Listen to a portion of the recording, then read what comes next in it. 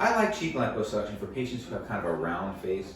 When they come in and they describe themselves as having a round face and they want more of a heart shape or a triangular face, or sometimes they call it a V-line, those are the folks who I think many times, not necessarily, but I start thinking maybe cheek liposuction is a good idea. Now for some of them, maybe just a little bit of neck liposuction is going to be helpful, chin contouring, sometimes buccal fat removal.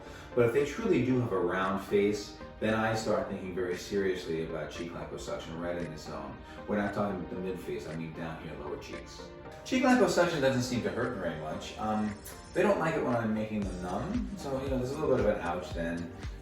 It seems to me that as I'm injecting some local anesthetic from the back of the ear this way, this part doesn't bother them really at all, but when I get closer to the mouth, that's when they kind of say ouch. But once that part once that step is done, they're numb and they don't really feel anything afterwards. So I make 3 incisions for cheek liposuction.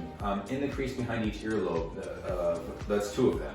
And there's essentially no scar there. It's very hard to find any mark at all. The other one I make is usually in the chin crease. And it is true that a year later, if you go looking for it, you may find it, but you're gonna have to look for it. It will not be an obvious mark. Cheek liposuction, those patients are swollen for about 5 days, sometimes 10, but usually about 5. We don't really consider them to have a result for about 3 months because the swelling that they've got really does linger and linger and linger. And even though the swelling goes down dramatically in the beginning, it then tapers off. The speed of recovery slows down, and so they're very acceptable in public by 5 days, but they may not be done with their swelling until maybe 3 months.